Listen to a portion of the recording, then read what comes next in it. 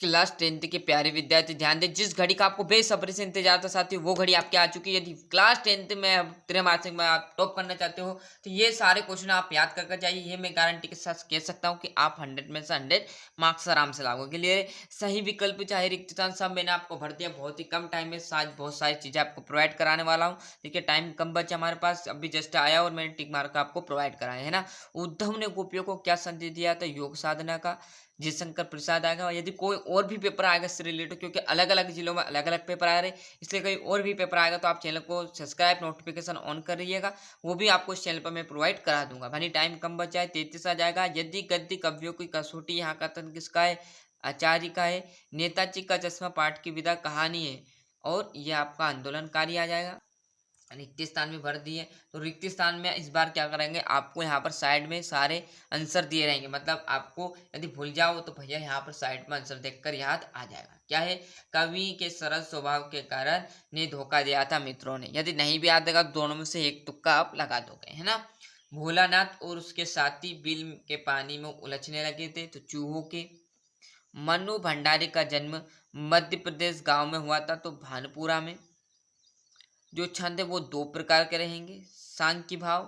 बाल गोविंद भगत के ही गीत गाते और उन्हीं के आदर्शों पर चलते, तो कबीर के, है ना। ये आपके यहाँ से इसका स्क्रीनशॉट ले लीजिए। और जस्ट सही जोड़ी, सही जोड़ी देखिएगा। पहली जो है आपकी कामयानी कहाँ पर है? एक महाकाव्य है। जो सूर के पद है वो सूरदास जी के हैं। उत्साह किसका है? निराला जी की एक रचना है।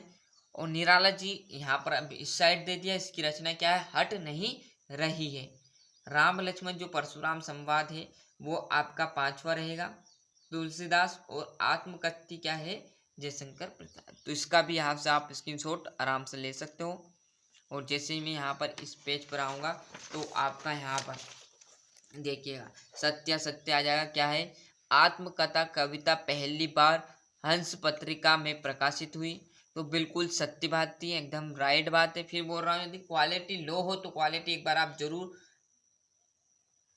बढ़ाइएगा। बाल गोविंद भगत के ही प्रभु मिलन का भाव देखने को मिलता है। जो बाल गोविंद भगत है उनके जो गीत थे उनमें प्रभु मिलन का भाव देखने को मिलता है, तो बिल्कुल ये बात सत्य है। ये भी सत्य रहेगा और ये तीनों आपके असत्य रहेंगे। यहाँ से 5वां देखिएगा, सूरदास भक्ति काल के किस के कवि हैं? तो कृष्ण भक्ति शाखा के।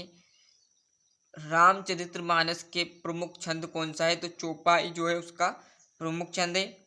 आधुनिक हिंदी गद्य का विकास किस युग को प्रारंभ हुआ? तो भारतेंदु युग। और स्वयं के लिए यहाँ से आपके छठे क्वेश्चन से 2-2 नंबर के। यदि इसकी वास्तव की आप तैयारी करना चाहते हो तो क्लास 10th प्लेलिस्ट 2024-25 हिंदी के नाम से डली हुई चैनल पर, वहां से सारे व्याकरण के क्वेश्चन आप आराम से सॉल्व कर लेंगे। पहले जैसे रीतिकाल का समय कब से कब तक माना गया है ना, सारे क्वेश्चन वहां आपको मिल जाएंगे, क्योंकि मैं लगातार आपकी क्लास 10th की तैयारी करा रहा हूँ। जिस विद्यार्थी ने पर डे वीडियो देखी होगी उसे पता होगा कि सारे क्वेश्चन इसमें आए हुए। इसी प्रकार ये आपके सारे क्वेश्चन उसमें है, तो एक बार आप जरूर देखिएगा। तो यहाँ से देखिएगा, तुलसीदास जी की दो काव्यगत विशेषताएं, उद्धव के व्यवहार की तुलना किन किन से की गई। ऐसे सारे क्वेश्चन मैंने बड़ी ही सिंपल तरीके से बताए। यदि अभी टाइम कम लग रहा है तो 25-30 नंबर का आपका मैंने बता दिया, ये याद कर कर चले जाओ। बाकी यदि आपको 10th के अलावा वार्षिक परीक्षा में अच्छे से तैयारी करना है तो जैसे त्रैमासिक खत्म हो उसके बाद सारे क्वेश्चन प्ले लिस्ट में हटेंगे तो यही नहीं, तो आप आराम आराम से देख लेगा। और मैं बहुत सारे क्वेश्चन अभी प्रोवाइड कराऊंगा, क्योंकि अभी आपका वार्षिक परीक्षा में बहुत टाइम है ना। जो मेन जो चैप्टर के मेन जो क्वेश्चन इंपॉर्टेंट जो आ सकते हैं वो क्वेश्चन आपको इस चैनल से प्रोवाइड होंगे, इसलिए आप चैनल पर सब्सक्राइब कीजिएगा और एक्टिव रहिएगा, है ना। अतिशयोक्ति अलंकार, नाटक किसे कहते हैं, ये सारे क्वेश्चन है ना उस बार मिल जाएंगे, क्योंकि 100% मैंने कहा ना इंपोर्टेंट क्वेश्चन आते हैं भैया। रिसर्च के साथ बाद में हम क्वेश्चन को बनाते हैं, जिससे अधिक से अधिक क्वेश्चन आपका परीक्षा में मदद दे चैनल से, है ना। देख लीजिए ये आपका 18वां, ये आपका 19वां। क्वालिटी लो तो बढ़ा ली, ये पद्यांश से। इसका आपको संदर्भ प्रसंग सहित आपको भावार्थ मतलब वाक्य करनी है। 3 नंबर ये मुफ्त करेंगे, थोड़ा सा लॉजिक लगा कर देना चाहो तो, अथवा जो अच्छा लगे ना। और यहाँ से ये आपका पद्यांश सॉरी गद्यांश आ जाएगा। गद्यांश का आपका संदर्भ प्रसंग सहित आपको वाक्य करनी है। वो ये आपका गद्यांश। और काव्यांश को पढ़कर नीचे दिए गए प्रश्न, मतलब आपको अब क्या कर दिया, ये प्रश्न दे दिए, ये एक चैप्टर दे दिया पैसेज जैसा, और ये आपको दे दी क्वेश्चन, ये क्वेश्चन आपको इसमें से सॉल्व करना है ना। और ये इसका तो आ जाएगा यहाँ पर।